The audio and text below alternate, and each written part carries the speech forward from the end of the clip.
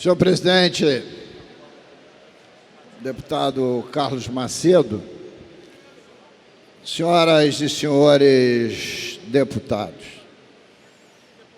o deputado Eliomar Coelho fez aqui uma questão de ordem no plenário sobre a possibilidade de o parlamento fluminense estar alheio ao mundo que está desabando.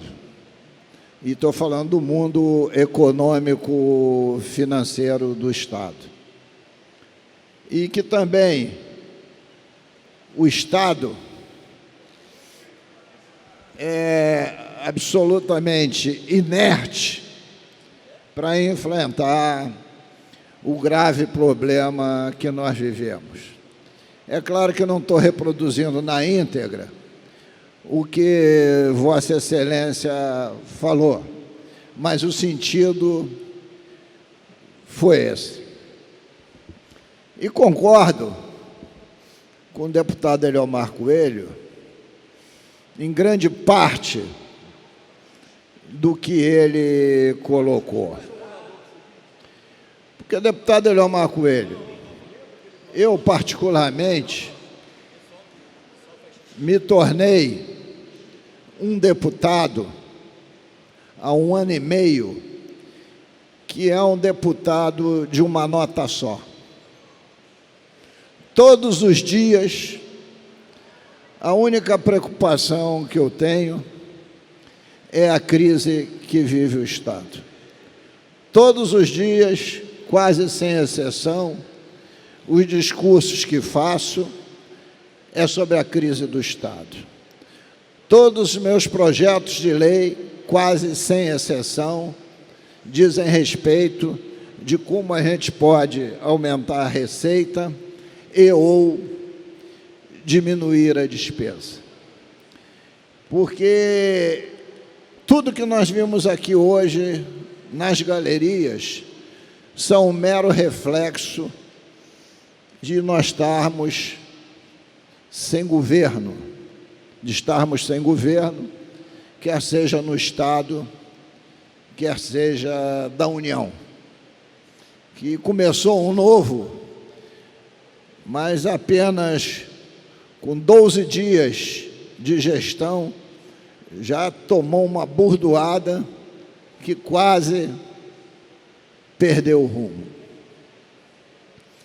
E as soluções advindas são lentíssimas. A crise só faz se agravar. Ora, diante disso, teria que haver um esforço conjunto dos poderes, e quando falo dos poderes, incluindo o nosso, o legislativo, para buscar caminhos, apesar da quantidade de divergências que possamos ter. Só o fato do governo do Estado estar aguardando o dia 2 de junho para fazer uma reforma administrativa mostra o grau de leniência dos gestores do Estado. Porque o dia 2 de junho é a data limite dos 4 meses para os secretários de diversos partidos políticos se desincompatibilizarem para ser candidatos a prefeito. Enquanto isso não acontece, não pode fazer reforma administrativa. Essa é a verdade dos fatos. E isso é profundamente lastimável, profundamente lastimável. Esta reforma já devia ter acontecido no ano de 2015. Então, no mínimo, estamos praticamente um ano atrasado, porque teve acordos de o partido XYZ ser gestor da Secretaria ABC. Então, isso só dá um exemplo dessa leniência, enquanto todos os segmentos do corpo funcional dos poderes estão em estado aflitivo. São duas realidades, no meu entendimento, chocantes. E não é que eu ache que reduzir de 25 secretarias para 14, ou até mesmo numa visão radical para 7, ou até, sob a ótica do deputado Luiz Martins, reduzir para 12 secretarias, em homenagem ao número do partido que ele pertence, né? 12. Não é esse número que vai salvar o Estado, mas aponta um caminho de redução de custos. Cortar 20%, 30%, 40% dos cargos comissionados de livre escolha também não vai resolver o drama de 20 bilhões, mas vai apontar outros caminhos para outros poderes também começarem a fazer os seus cortes.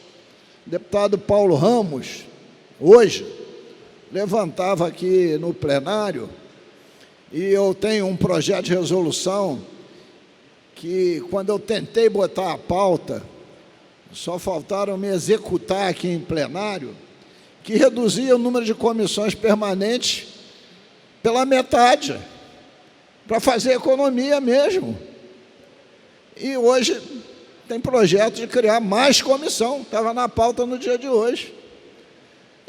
Fora do mundo real.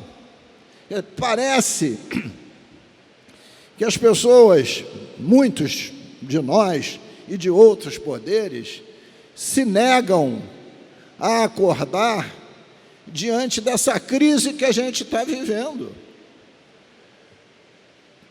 Como pode você ter um orçamento em que a despesa está na ordem de 80 bilhões e a receita real será na ordem de 60? Isso, para o chefe dos poderes, que não do executivo, é o maná dos céus. Sabe por quê, deputado Eliomar Coelho? Porque eles vão para a justiça e pedem para transferir seu duodécimo. E o duodécimo é transferido pela despesa e não pela receita. É claro que isso tem que mudar. Agora, no ano de 2017, a LDO já está nessa casa, estamos discutindo na comissão de orçamento e fazendo, inclusive, essa exigência. Então, deputado Eliomar, essa preocupação, eu não vou dizer que eu tenho, não, tenho eu e tenho muitos outros parlamentares, mas o eco ainda é pequeno, o eco ainda é reduzido, porque também a gente precisa aprofundar essa discussão de quem são os responsáveis por isso tudo, porque há responsabilidade, sim, e há muitas. Nós devemos, de restos a pagar, de 2014 e 2015, 5,3 bilhões de reais. 5,3 bilhões de reais, sem somar 2016, que ainda não tem resto a pagar, mas já tem muita dívida acumulada.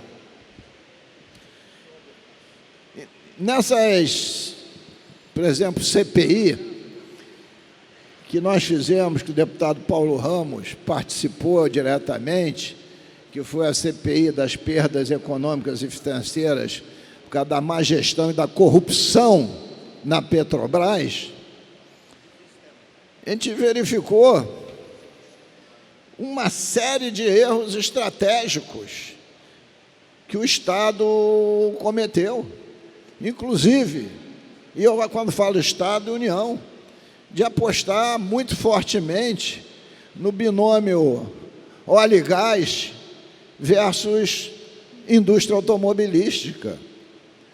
O erro brutal de tomar empréstimos no Banco do Brasil, na Caixa Econômica, e lançar debêntures nos Estados Unidos, feitos pelo Rio Previdência, sob determinação do Estado, para pagar com receitas futuras de royalties de participação especial que nunca chegaram. E essas receitas não capitalizaram o Rio Previdência, porque na hora que entraram no cofre, o Estado tirou a sua contrapartida do Tesouro e fez isso ser investido para pagar a folha de nativo e pensionista. Isso tem responsabilidade clara. Então, eu acho que essas discussões precisam ser aprofundadas. E vou fazê-las novamente nas contas de gestão, que estão para chegar nessa casa esses dias, porque o Tribunal de Contas já emitiu parecer. E outra e última coisa, senhor presidente. A lei de responsabilidade fiscal também precisa ter mudanças mais duras. O deputado Julianelli vai entender bem. Ora, nós temos que investir 12% em educação. Aí o que aconteceu no final do ano? Estávamos longe disso.